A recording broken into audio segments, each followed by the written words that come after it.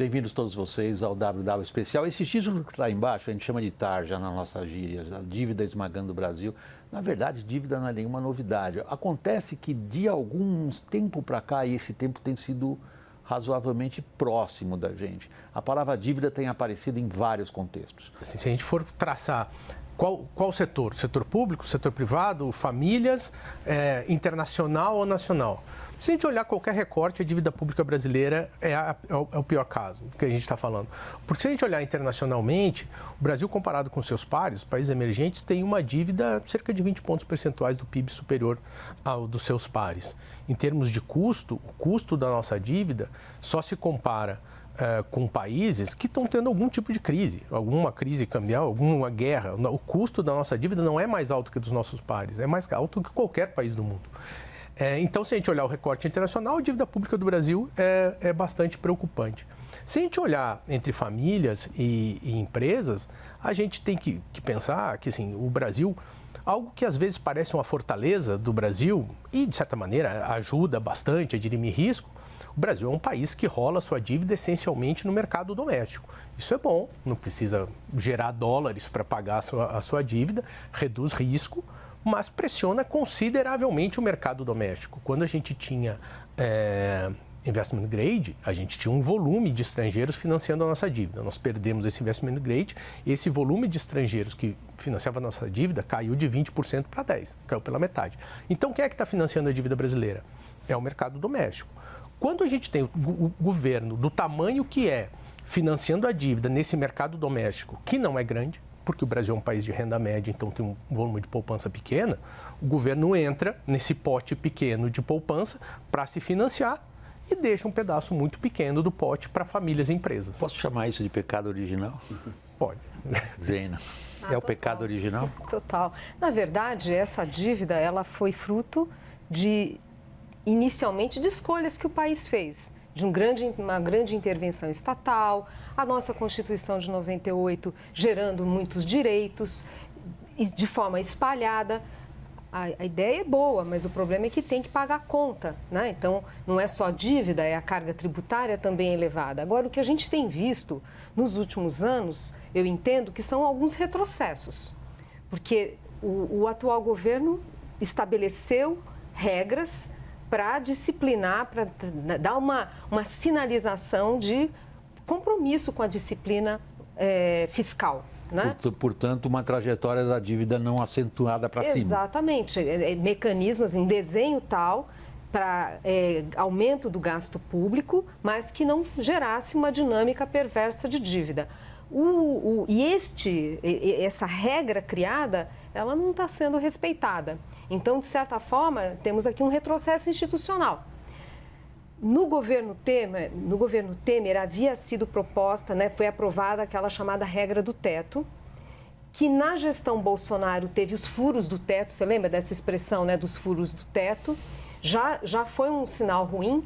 Aí inicia um novo governo com uma regra própria e o próprio governo, né, não é a regra do governo anterior, do próprio governo sendo desrespeitada, com gastos fora do orçamento, com o que a gente chama gastos parafiscais. Então, o quadro se agrava. Em que medida, William? Não é só o tamanho da dívida em si, mas a perspectiva que não tem um horizonte, a gente não consegue enxergar um horizonte que ela para de crescer. Então, o ponto que o Jefferson falou, o Brasil tem uma dívida alta demais e que também está crescendo numa velocidade maior do que a gente tem observado, por exemplo, nos países emergentes ou nos países vizinhos da América Latina. Então, aqui, essa falta de perspectiva, ela acaba gerando um efeito bola de neve. Olha, os números estão ruins, não tem perspectiva de consertar. Então, por causa disso, a dívida fica mais cara. Se ela fica mais cara, vai aumentando esse estoque. Então, é uma combinação de problemas de gestão de política fiscal e falta de confiança que o atual governo tem condições políticas para fazer e até convicção de que é necessário fazer. No começo do século, aquela bonança que a gente teve, o setor público tinha um superávit primário, né, de quase 3 pontos percentuais, né? Então, o problema do Brasil é também a conjuntura começa a estragar os eventos, né? Ou seja, nós passamos um momento muito bom, Depois vem aquela crise de 2008, 2009 muito forte, né? Que depois o tsunami nosso chegou na crise de 2015, 2016. Há uma reversão muito grande daquele superávit primário do governo, né, que sai de um superávit para um déficit de quase 2 pontos percentuais, ou seja, muda completamente o nível, a escala da dívida, né? Então, comentando da dívida líquida, ela sai de 30% 10 anos atrás, né, a dívida líquida, né, e chega a 68% em 10 anos, né? Então, esse é o momento atual, né? É explosivo? É explosivo, né? Ela tem uma trajetória muito difícil agora. Depois, quando a gente está saindo dessa crise, essa mega crise de 15 e 16, respirando um pouco, né? Você é piloto, eu sei que você é piloto amador de avião, você está com aquele avião que você já saiu de uma turbulência meio avariado, né? Quando a gente está tentando se retomar um mínimo céu azul, um mínimo céu de brigadeiro, e a gente então enfrenta uma pandemia, né? Quer dizer, que quando novamente empresas e setor público começam a ter um grande déficit, né? As empresas começam a se enfraquecer, nós estamos chegando em 2026 numa situação realmente muito difícil, né? Acho que essa conjuntura acumulada de duas crises muito grandes, né? Faz com que a gente chegue nesse cenário onde não só o setor de varejo, né? Diversos setores, as empresas estão muito enfraquecidas do ponto de vista financeiro, porque levaram um baque há 5 anos atrás. Agora o custo dessa dívida se elevou muito com esse último momento, e é esse o momento difícil que a gente está chegando agora. O que estão dizendo alguns? Que nós estamos sob a ameaça de um sufoco de crédito, vindo da expressão inglesa credit crunch. É um pouco diferente de inadimplência, é quando o sistema de crédito vai parando porque quem dá dinheiro para quem precisa começa a recuar, quem precisa não consegue, porque as condições são absolutamente insuportáveis. Nós estamos chegando numa situação dessas, Jorge? Eu acho que a gente tem uma outra expressão em inglês que eu acho que é a antessala do credit crunch, que é o que a gente vive há bastante tempo, que é o crowding out. É o governo expulsando o setor privado do mercado de crédito, que é o ponto que eu estava falando. A gente tem um dado, se a gente pegar o início do século até 2025, pegar os dados do BIS, né, que é o Banco dos Bancos Centrais, o Banco Central dos Bancos Centrais. Se a gente soma o mercado, o percentual do mercado de crédito que vai para as instituições não financeiras, ou seja, famílias, empresas não financeiras e governo, a gente fica muito claro duas coisas. Uma, o mercado de crédito do Brasil é pequeno. Assim, se a gente pegar países desenvolvidos, é quase 3 vezes o tamanho do PIB, mais de 3 vezes o tamanho do PIB. 270%, 250% de todos os países do mundo, 150% do PIB nos países emergentes. No Brasil, 110%, 120% do PIB. Nos países do mundo, essa divisão é mais ou menos 2/3 desse mercado de crédito que não vai para o sistema financeiro, 2/3 vai para o setor privado, 1/3 vai para o setor público. No Brasil, 55%, 60% vai para o setor público, o restante, ou seja, 35%, mais ou menos, 40%, fica com o setor privado.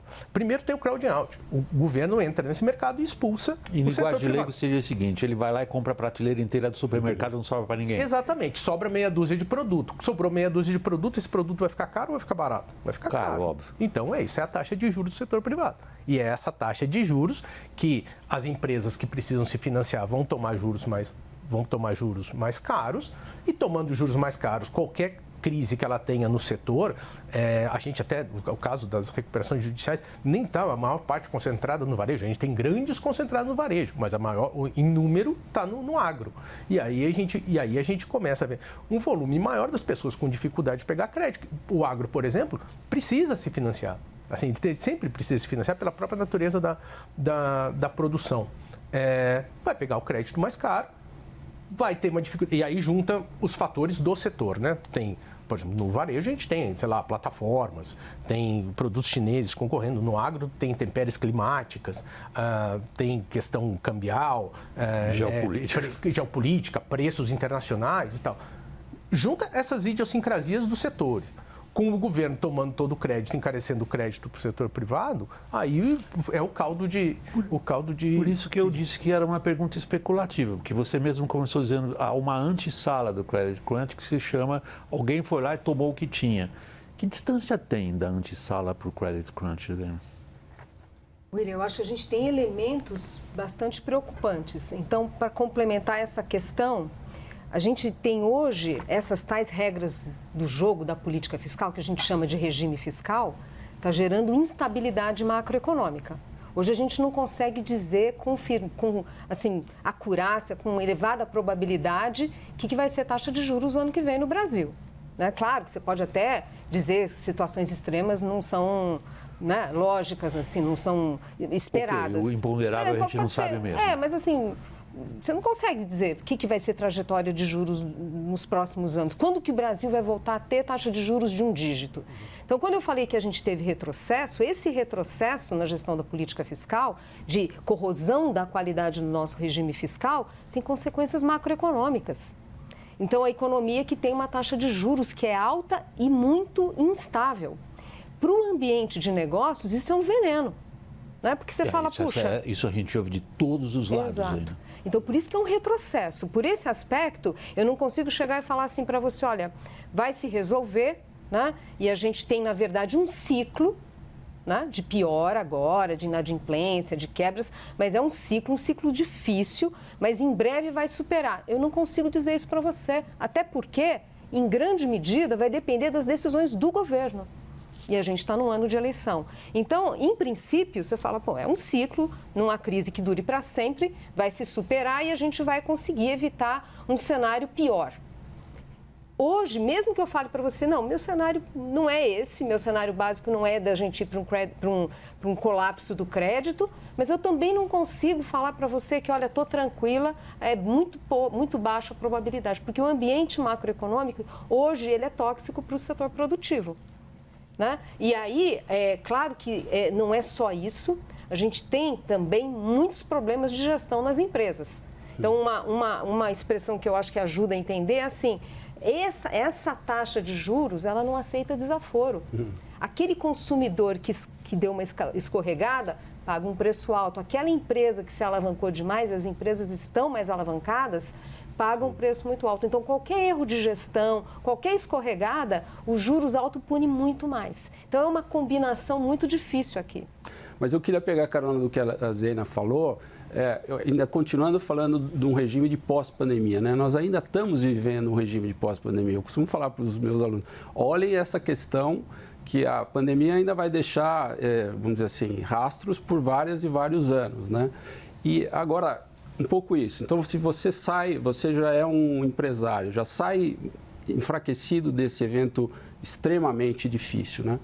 E ali, durante a pandemia, Banco Central e Tesouro fizeram um acordo extraordinário bem coordenado, né?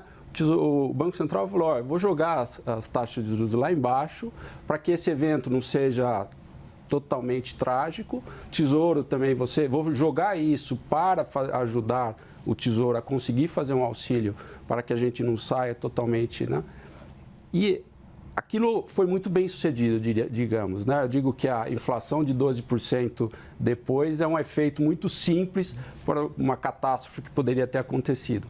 Mas o problema é, esse empresário, então, ele sai dessa pandemia tomando crédito para sair dessa crise a 2%, e alguns anos depois, esse juro está 15%. Né? Então, essa volatilidade, essa diferença de custo do crédito, realmente, para um empresário, como a Zeina falou, com o custo do crédito nesse patamar, você não pode errar minimamente na sua estratégia operacional. Né? E a revolução tecnológica acontece todo dia. Então, as empresas são pegas com essa luta por se manter tecnologicamente, e, ao mesmo tempo, tem esse lado do seu funding, né, o lado do seu financiamento, saindo de 2%, 5%, 6%, que diga, para uma Selic de 15%, mais um risco de crédito, 20%. Então, realmente, ser empresário, ser um executivo hoje de uma empresa nesse cenário é realmente muito, muito difícil. Alguns aspectos, queria recuperar um ponto aqui para contar uma história real que aconteceu recentemente. Eu estava numa feira, uma das maiores feiras no Brasil de máquinas e equipamentos, estava conversando com o presidente da feira. Aí o presidente da feira me contando o seguinte, que a imprensa foi perguntar para ele se ele esperava que esse ano, 2026, a feira batesse recorde novamente de negócios como ela vinha batendo nos últimos 10, 15 anos. Aí ele disse, não, eu espero fortemente que não. Espero fortemente que não bata recorde de negócios nesse ano, porque quem estiver tomando financiamento agora está assinando seu atestado de óbito. Então, assim, esse é o organizador da feira se preocupando com como é que estavam financiando os equipamentos daquela feira. Ele está projetando, portanto, o teu ciclo para baixo ainda. É isso, ainda tem espaço para piorar. Então, a questão do agro, a gente... Sempre tem outra analogia, né? Sempre tem aquela questão, não é que a violência aumentou, aumentaram as denúncias, aumentaram a apuração, não é que a corrupção aumentou, aumentou a investigação. Tem um pedaço da recuperação judicial, desse volume de recuperação judicial que a gente tem, que vem dos contornos institucionais que foram dados na lei de 2020. Então, por exemplo, a equiparação do produtor rural a uma pessoa jurídica que viabilizou que ele entrasse numa recuperação judicial, de certa maneira ajudou a aumentar os números que nós vemos de recuperação judicial, porque a figura não existia antes. Em outras palavras, passou a ser negócio. E aí, quando vem uma situação onde a taxa de juros vem alta, e aí no agro a gente não tem como a gente negar isso. É óbvio que tem esse fator institucional de que mudou a lei e aí o produtor pode se enquadrar como pessoa jurídica e entrar numa recuperação judicial. Mas o agro sempre teve crises. Crises da natureza de uma produção que é natural, né? Então, tu tem crises climáticas, tu tem questões cambiais que afetam, tu tem preços internacionais, tu tem vários fatores que podem levar a crise. O que os produtores hoje falam é que poucas vezes a gente teve uma sincronia de todos esses fatores ao mesmo tempo, porque a gente tem um câmbio, um dólar fraco, a gente tem termos de trocas ruins para o Brasil, a gente teve inúmeros fatores climáticos, eu sou gaúcho, o Rio Grande do Sul passou por uma enchente gigantesca e tal, secas, queimadas e tal. É o Ninho agora? Isso, é o Ninho. Então, assim, o agro realmente tem uma questão séria que antecede o problema dos juros. Os juros estão lá e são um problema sério. Então, a gente consegue pensar em alguns fatores para dirimir essa questão no agro, por exemplo, a expansão do seguro rural, da subvenção ao prêmio do seguro rural, é uma política importante que dirimiria quebras de safra e, consequentemente, recuperações judiciais e tal, ou necessidade de tomar um crédito mais caro.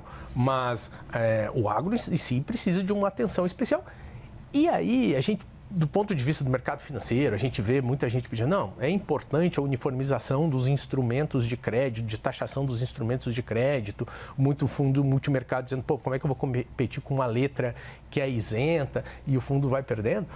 Mas se a gente começar a discutir neste momento para o agro a taxação dos instrumentos de crédito que hoje ajudam a sustentar o Plano Safra, os CRA, LCA, pode ser que a gente esteja colocando mais pimenta na situação do agro, que já é complicado. Quando a gente pensa em inflação de alimentos, na verdade, William, tem duas frentes que a gente tem que olhar.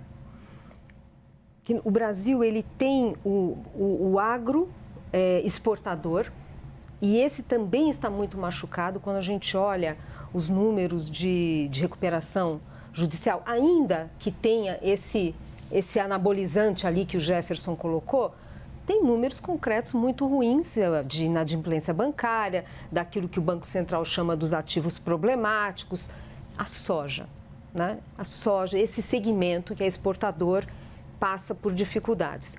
O preço da soja, ele é super relevante para a nossa inflação? Não é. Né?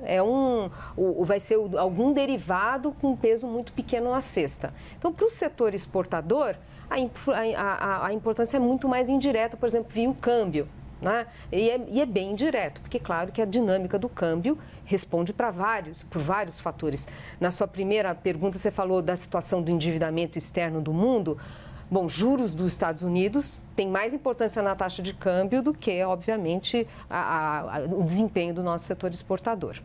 Aí você tem o agro, que é a produção é muito mais direcionada para a produção de alimentos, que é muito caracterizado pela agricultura familiar, e familiar não quer dizer que seja pequena propriedade. Né? Tem de tudo. Tem aquele cara pequenininho, mas tem também estruturas mais organizadas. Sobretudo no setor de cooperativas. Exatamente. E aí o que acontece? Esse setor também está muito machucado. Inadimplência elevada de uma forma geral, que eu vou generalizar, né? Porque não dá para a gente dizer que é tudo igual, mas um setor marcado por baixa produtividade.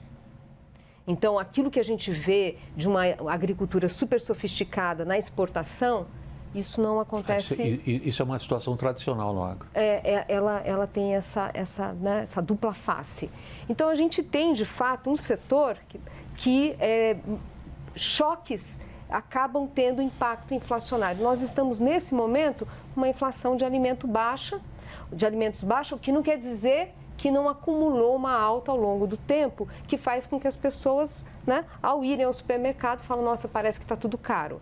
Então, são duas coisas diferentes aqui. É a frase que a gente mais lê nos comentários dos produtos jornalísticos que a gente coloca no ar. Diz assim, vocês jornalistas não entram no supermercado, não sabem o que é. Quando vocês falam que a inflação é baixa, vocês não fazem compra. São conceitos diferentes. Exato.